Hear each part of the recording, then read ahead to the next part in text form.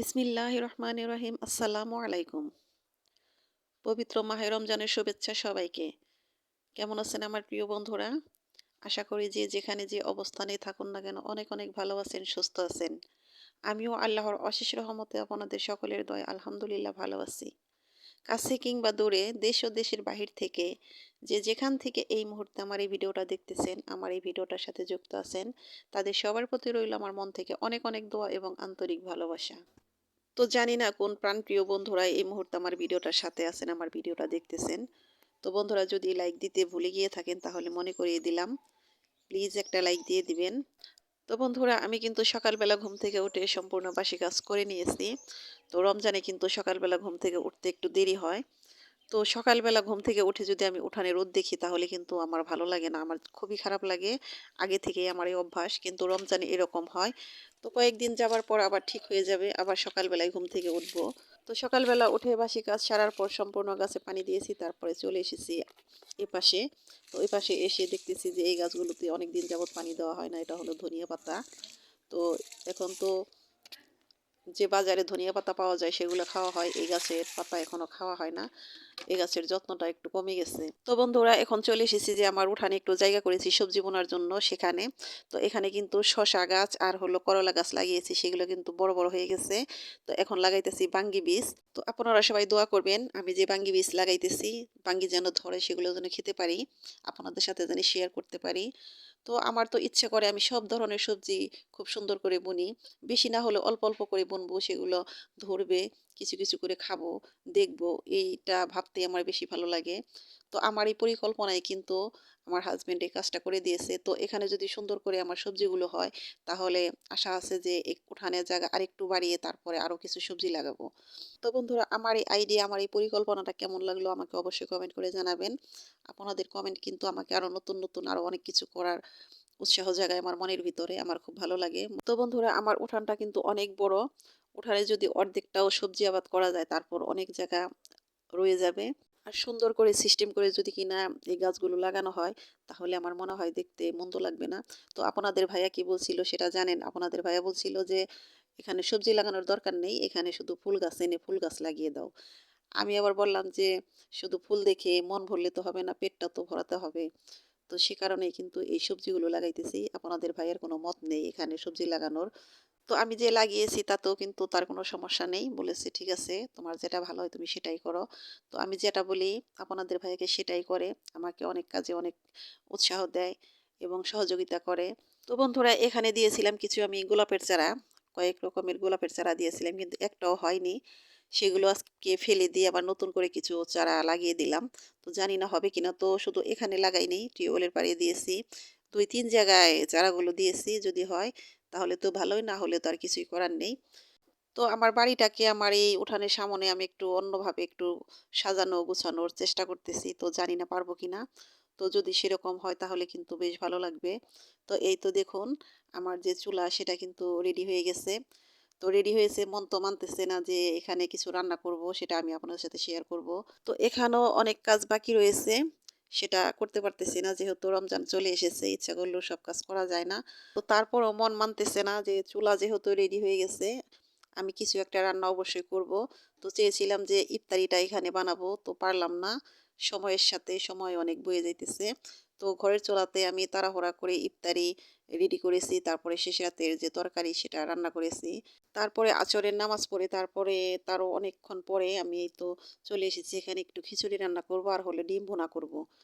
তো খিচুড়িটা আমি হাতে মেখে রান্না করব, মাটির হাঁড়িতে সরিষার তেল দিয়ে হাতে মেখে অল্প একটু খিচুড়ি রান্না করব। তো নতুন চুলার মধ্যে খিচুড়িটা রান্না করতে করতে সময় শেষ হয়ে গেছিল। তখন এখানে আর আমি ডিমটা ভুনা করতে পারিনি। তো খিচুড়িটা চুলার মধ্যে রেখে আমি ঘরের চুলোতে ডিমটা ভুনা করে নিয়েছিলাম। তো নতুন চুলায় খোলামেলা পরিবেশে খিচুড়ি রান্না করতে কিন্তু আমার বেশ ভালো লাগতেছে। তো এভাবে খিচুড়ি রান্না না করে যদি কিনা আমি সবজি দিয়ে সবজি খিচুড়ি রান্না করতাম তাহলে আরও বেশি ভালো লাগতো। তো আমার ইচ্ছা ছিল যে আমি সবজি খিচুড়ি রান্না করব। তো কি আর করব, ওই তো একই কথা। বারবার বলতেছি সময়ের কারণে পারতেছি না। তো শুধু খিচুড়িটাই না, এখানে আমি আস্তে আস্তে অনেক কিছু রান্না করব, সেগুলো আমি আপনাদের সাথে শেয়ার করব। তো এখানে কিন্তু আমার অনেক কাজ বাকি রয়েছে, সেগুলো আমি আস্তে আস্তে করে গুছিয়ে নেব। তারপরে একটা একটা করে রান্না করে আমি আপনাদের সাথে শেয়ার করব। আমারও ভালো লাগবে।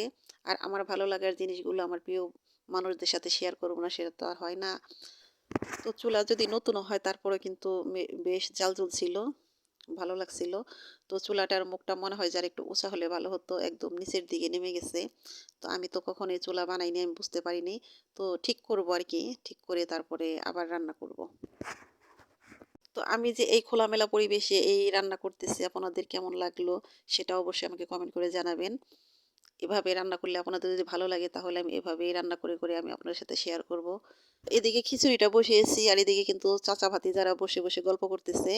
তো সিঁড়ির সামনে বসে আছে আমার বড় ছেলে, ছোট ছেলে, আর আমার পাশে বসে আছে আমার মেজো ভাই, মেজো দেবর। তো বসে বসে দাঁত মেচক করতেছে আর বলতেছে, ভাবি খিচুড়ি তো বসাইলেন, আপনার তো ইফতারির টাইম হয়ে যাবে, কারণ এখন তো আর সময় নেই। আমি কই, কোনো ব্যাপার না, খিচুড়িটা এখানে বসিয়ে রেখেই আমি ঘরে গিয়ে ইফতার করতে পারবো। তো আমি যখন এই চুলাটা তৈরি করা শুরু করে দিয়েছিলাম তখন আমার এক প্রিয় আপু আমাকে কমেন্ট করে বলেছিলেন, তো সে আপুটার নাম না নিলেই নয়, দিলরুবার হেসেল থেকে আপু বলেছিলেন যেন রমজানের আগে চুলাটা আমার রেডি হয় ইনশাল্লাহ। রমজানে আমি রান্না করব, সেগুলো আপু এনজয় করবেন। তো জানি না আপু আমার আজকের ভিডিওটা আপনি দেখতেছেন কিনা। চুলাটা বানিয়েছি আর মনে মনে আপনার কথা ভেবেছি, আমি ভুলিনি কিন্তু কমেন্টটা আমার মনে আছে। তো ইনশাল্লাহ আমার চুলাটা রেডি হয়ে গেছে। আজকে কিন্তু একটু রান্নাও করলাম। তো আস্তে আস্তে আমি কিছু কিছু রান্না করব, সেগুলো আমি আপনাদের সাথে শেয়ার করব। তো এভাবে এই পরিবেশে যদি রান্না করি তো সেগুলো যদি আপনাদের ভালো লাগে তাহলে অবশ্যই আমাকে কমেন্ট করে জানাবেন। আমি কিছু কিছু করে রান্না করব আর আমি সেটা আপনাদের সাথে শেয়ার করব। তো আমার রান্না শেষ হতে না হতে কিন্তু আমার দর্শকগুলো চলে গেছে। আমার মেঝো ভাইও চলে গেছে। আমার ছেলে দুটো ঘরের ভিতরে ইফতারি রেডি করতেছে আর বলতেছে, আম্মু তুমি আসো, আম্মু তুমি আসো। আমি বলতেছি, আসতেছি বাবা। তো এই তো খিচুড়ি শেষ পর্যায়ে দিয়ে দিলাম একটু ধনিয়া পাতা আর দিয়ে দিব কিছু জিরার গুঁড়ো। এগুলো দিয়ে এখানে রেখে গিয়ে তারপরে ঘরে গিয়ে আমি ইফতার করব। তো বন্ধুরা, তাড়াহুড়া করে কিন্তু খিচুড়িটা রান্না করেছি, খিচুড়িটা কিন্তু মজা হয়নি, সত্যি কথা বললাম। তো এরকম খিচুড়ি মনে হয় না যে কখনো রান্না করা হয়।